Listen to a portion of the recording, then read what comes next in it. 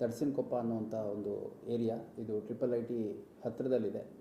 ನಮ್ಮ ಧಾರವಾಡ ನಗರದ ವಿದ್ಯಾಗಿರಿ ಪೊಲೀಸ್ ಠಾಣಾ ಸರಹದ್ದಿನಲ್ಲಿ ಇರುವಂಥ ಒಂದು ಸ್ಥಳ.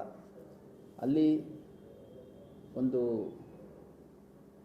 ಭೂಮಿ ರಿಲೇಟೆಡು ವಿವಾದ ಉಂಟಾಗಿ, ಗೊಂದಲ ಉಂಟಾಗಿ ಅಲ್ಲಿ ಸಂಘರ್ಷ ಆಗಿರುವಂಥ ಘಟನೆ ನಡೆದಿದೆ. ಅದರಲ್ಲಿ ನಾವು ಲ್ಯಾಂಡ್ ಖರೀದಿ ಮಾಡಿದ್ದೀವಿ ಮತ್ತು ನಾವು ಇದನ್ನು ಡೆವಲಪ್ ಮಾಡ್ತೀವಿ ಅಂತ ಹೇಳಿಕೊಂಡು ಆ ಲ್ಯಾಂಡ್ಗೆ ಹೋದಂಥ ಸಂದರ್ಭದಲ್ಲಿ ಯಾರು ಆ ಲ್ಯಾಂಡ್ನ ಒಂದು ಪೊಸೆಷನಲ್ಲಿದ್ದರು ಅವರು ರೆಸಿಸ್ಟ್ ಮಾಡಿದ್ದಾರೆ. ಮತ್ತು ಅವರ ಕುಟುಂಬ ಸದಸ್ಯರು ಮತ್ತು ಅವರ ಕೆಲ ಸಂಬಂಧಿಕರನ್ನು ಅಲ್ಲಿ ಕರೆಸಿ ಮಾತುಕತೆ ನಡೆಸುವಂಥ ಸಂದರ್ಭದಲ್ಲಿ ಏಕಾಏಕಿ ಅಲ್ಲಿ ಹೋದಂಥ ವ್ಯಕ್ತಿಗಳು ತಮ್ಮಲ್ಲಿ ಇದ್ದಂತಹ ಒಂದು ಫೈರ್ ಆರ್ಮ್, ಒಂದು ಪಿಸ್ಟೋಲ್ ಮತ್ತು ಒಂದು ರಿವಾಲ್ವರ್ ಉಪಯೋಗಿಸಿ ಅದರಲ್ಲಿ ಫೈರ್ ಮಾಡಿರುವಂಥದ್ದು ಒಂದು ಘಟನೆ ನಡೆದಿದೆ. ಫಿರ್ಯಾದಿ ನೀಡಿದಂಥ ಸಂದರ್ಭದಲ್ಲಿ ಫಿರ್ಯಾದಿದಾರರು ಅಲ್ಲಿ ಇಬ್ಬರು ಅಂಗರಕ್ಷಕರು ಬಂದಿದ್ದರು. ಆ ಅಂಗರಕ್ಷಕರ ಹತ್ರ ಇದ್ದಂತಹ ವೆಪನ್ ಏನಿತ್ತು ಆ ವೆಪನಲ್ಲಿ ಫೈರ್ ಆಗಿದೆ ಅಂತ ಫಿರ್ಯಾದಿ ಕೊಟ್ಟಿದ್ದರು. ನಾವು ಪ್ರಕರಣ ದಾಖಲು ಮಾಡ್ಕೊಂಡ ನಂತರ ಅಲ್ಲಿ ನಾವು ಪರಿಶೀಲನೆ ಮಾಡಿದಂಥ ಸಂದರ್ಭದಲ್ಲಿ ವಿಠಲ್ ಅನ್ನೋವಂಥ ಒಬ್ಬ ಅಲ್ಲೇ ಆ ಕುಟುಂಬಕ್ಕೆ ಸೇರಿದಂಥ ಒಬ್ಬ ಹುಡುಗನ ಕಾಲಿಗೆ ಗುಂಡು ಬಿದ್ದು ಗಾಯಗಳಾಗಿರುವಂಥದ್ದು ಮತ್ತು ಪೆಟ್ಟು ಬಿದ್ದಿರುವಂಥದ್ದು ಮತ್ತು ಫೈರ್ ಇಂಜುರಿ ಅಂದರೆ ಬುಲೆಟಿಂದ ಆಗಿರುವಂಥ ಒಂದು ಗಂಭೀರ ಗಾಯ ಅವನಿಗೆ ಆಗಿರುವಂಥದ್ದು ತಿಳಿದು ಬಂದ ಹಿನ್ನೆಲೆಯಲ್ಲಿ ನಾವೊಂದು ಕೊಲೆ ಪ್ರಯತ್ನದ ಪ್ರಕರಣ ಮತ್ತು ಶಸ್ತ್ರಾಸ್ತ್ರ ಕಾಯ್ದೆ ಅಂದರೆ ಆರ್ಮ್ಸ್ ಆ್ಯಕ್ಟಲ್ಲಿ ಒಂದು ಪ್ರಕರಣ ದಾಖಲು ಮಾಡ್ಕೋತೀವಿ.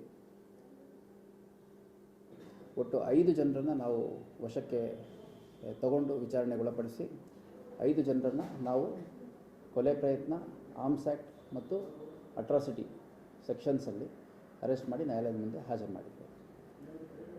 ಈ ಒಂದು ಘಟನೆ ನಡೆದಂಥ ಸಂದರ್ಭದಲ್ಲಿ ನಮಗೆ ಫಿರ್ಯಾದಲ್ಲಿ ಅಂಗರಕ್ಷಕರು ಅವರುಗಳು ಫೈರ್ ಮಾಡಿದ್ದಾರೆ ಅನ್ನುವಂಥದ್ದು ಫಿರ್ಯಾದಲ್ಲಿ ಭಾಳ ಸ್ಪಷ್ಟವಾಗಿ ಕೊಟ್ಟಿದ್ರು.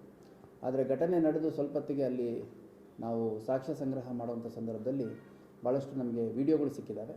ಆ ವಿಡಿಯೋದಲ್ಲಿ ಇಬ್ಬರು ಪ್ರಮುಖ ಆರೋಪಿಗಳು, ಒಬ್ಬ ಪ್ರವೀಣ್ ಸುತಾರ್ ಅಂತ, ಇನ್ನೊಬ್ಬ ಸುಂದರ್ ಪೋಲ್ ಅನ್ನೋವಂಥದ್ದು, ಈ ಇಬ್ಬರು ವೆಪನ್ನಲ್ಲಿ ಫೈರ್ ಮಾಡಿರುವಂಥದ್ದು ಭಾಳ ಸ್ಪಷ್ಟವಾಗಿ ಕಂಡುಬರುತ್ತೆ. ಈ ಇಬ್ಬರಲ್ಲಿ ಪ್ರವೀಣ್ ಸುತಾರ್ ಅನ್ನೋನ್ನ ಈಗಾಗಲೇ ನಾವು ವಶಕ್ಕೆ ತೊಗೊಂಡು ಅವನ ಹತ್ರ ಇದ್ದಂಥ ವೆಪನ್ನು ಕೂಡ ಸೀಸ್ ಮಾಡಿಕೊಂಡಿದ್ದೀವಿ. ಅದು ಅವನಿಗೆ ಸೇರಿದಂಥ ಒಂದು ವೆಪನ್ ಅನ್ನುವಂಥದ್ದು ತಿಳಿದು ಬಂದಿದೆ. ಇನ್ನೊಂದು ಈ ಸುಂದರ್ ಪಾಲ್ ಅನ್ನುವಂಥವನು ಏನು ಫೈರ್ ಮಾಡಿದ್ದಾನೆ ಅದು ಅವನ ಅಂಗರಕ್ಷಕನಾಗಿದ್ದಂಥ ಒಬ್ಬ ಇಂದರ್ ಪಾಲ್ ಅನ್ನುವಂಥ ವ್ಯಕ್ತಿಗೆ ಸೇರಿದಂತಹ ವೆಪನ್ನು, ಅದನ್ನು ಇವನು ಕಿತ್ಕೊಂಡು ಫೈರ್ ಮಾಡಿರುವಂಥದ್ದು ಭಾಳ ಸ್ಪಷ್ಟವಾಗಿ ನಮ್ಮ ತನಿಖೆಯಲ್ಲಿ ಮತ್ತು ಲಭ್ಯ ವಿಡಿಯೋಗಳಲ್ಲಿ ಕಂಡುಬಂದಿದೆ. ಈ ಪ್ರಕರಣದಲ್ಲಿ ಈವರೆಗೆ ಒಟ್ಟು 5 ಜನರನ್ನು ನಾವು ಅರೆಸ್ಟ್ ಮಾಡಿದ್ದೇವೆ.